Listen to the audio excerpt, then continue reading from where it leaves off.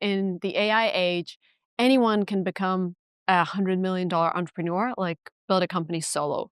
Do you think it is possible now, or we're still away from that? I think it's very possible, just even watching the journey I went on with Instagram, where we did a lot of the initial work with just me and Kevin. And we were able to do a lot with just the two of us. And there's a focus and an energy when you get when you just have one or two people working on something. I think the ideal is actually two, because it's helpful having a partner when going through the ups and downs. But what I've learned is as you grow, every person you grow the team is another person that can bring their own ideas and bring their energy, which is great. But it's also another person that you need to get on board if you need to shift where the company is going. And so what I think is very exciting now is that 1, 2, 3 person team can scale themselves up, do a lot more than they would have been able to do before, maybe do it faster, and preserve that kind of, I call it conceptual integrity. Like you have like all of what matters about that company in your head or in two heads, basically working together versus trying to steer a huge ship. Do you think being technical is crucial to building a large company these days, or it is unnecessary with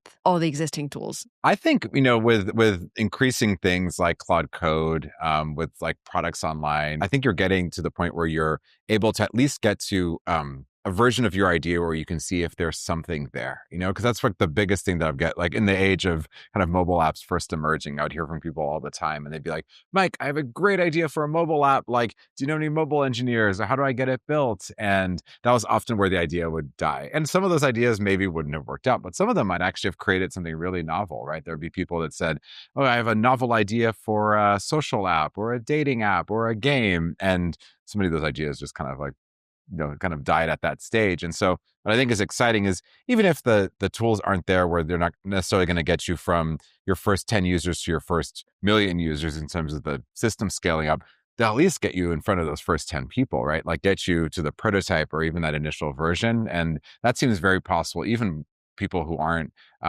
technical. We see that inside Anthropic, where some of our non-engineers, people in marketing, people in communications who just have had an idea in the back of their heads for a while will sit and talk to Claude and work with Claude Code on the weekends and then share it internally, like, look what I built. What do you think are top maybe 2 or 3 cases how entrepreneurs can use Claude to automate some operations, which doesn't require you to be very technical? Yeah. So I was actually talking to a fellow friend who's a second or third time founder.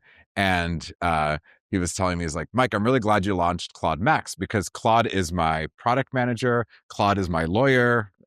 Claude is my, founder therapist as well. And what he does is he has a Claude project for each of those disciplines. So he has his product manager Claude. He has his, like contracts Claude. And he just uses that for all of those things. It's let him run a very lean initial company overall and do those pieces. And so even though he happens to be fairly technical, but he's not coding with Claude really in his day to day, he's actually set up Claude to be sort of a mini version of some of these disciplines already, even as the models, continue to get more and more powerful in those ways.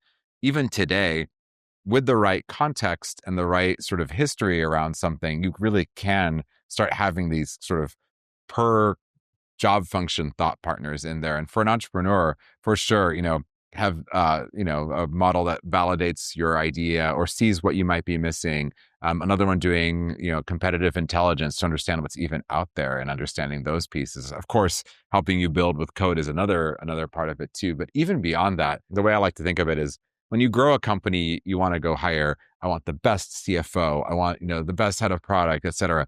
When you're an entrepreneur, especially like I was a first-time entrepreneur without a big network, you're doing all those things yourself. So why not try to bring the best of what we know into that company via something like Claude?